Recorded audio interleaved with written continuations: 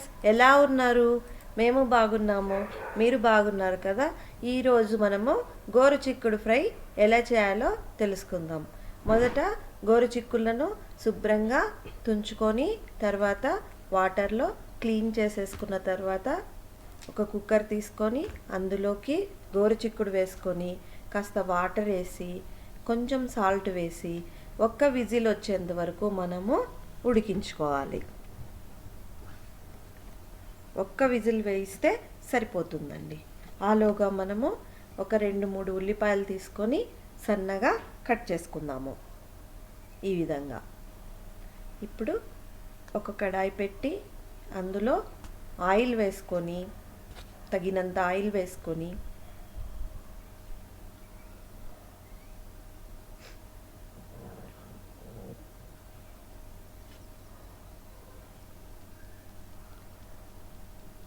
ఆవాలు,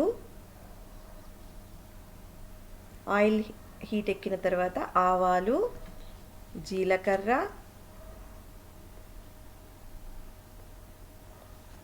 ఉల్లిపాయలు, కరివేపాకు వేసి మంచిగా ఫ్రై చేసుకోవాలి. ఈ విధంగా ఫ్రై అయిన తర్వాత మనము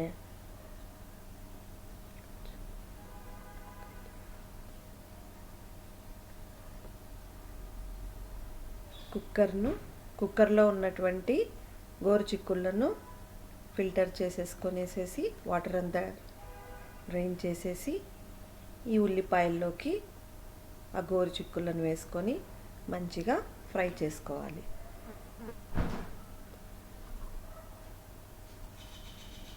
ఈ విధంగా గోరుచిక్కుళ్ళను వేసుకొని మంచిగా ఫ్రై చేసుకోవాలి. మనము గోరుచిక్కుళ్ళను ఉడికించుకునేటప్పుడు కాస్త సాల్ట్ వేసాం కదా, ఇప్పుడు మరి కొంచెం సాల్ట్ వేసుకొనేసి మంచిగా ఫ్రై చేసుకోవాలి. ఈ గోరుచిక్కుళ్ళు ఆరోగ్యానికి చాలా మంచిది. ఇందులో ఫైబర్ కంటెంట్స్ చాలా ఎక్కువగా ఉంటుంది. ఇది షుగర్ ఉన్న వాళ్ళు ఎక్కువ తీసుకోవటం వలన, రెగ్యులర్గా తీసుకోవటం వలన షుగర్ కొంచెము కంట్రోల్లో ఉంటుంది. ఈ విధంగా మంచిగా ఫ్రై చేసుకున్న తర్వాత నేను చెప్పాను కదండి, మేము ఎక్కువగా తాలింపుల్లో పొడి మేము ఇంట్లోనే ప్రిపేర్ చేసుకుంటామని చెప్పాను కదా, ఆ తాలింపుల్లో పొడి వేసి మంచిగా కలుపుకొని స్టవ్ బంద్ చేసి తినటమే.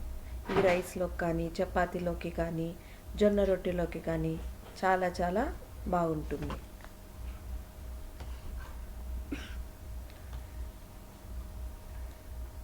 మేము గోరుచిక్కుళ్ళను రెగ్యులర్గా వాడుతూ ఉంటాము. అట్లీస్ట్ వీక్లో 3 times అయినా మా ఇంట్లోని గోరుచిక్కుళ్ళు ఉంటుంది.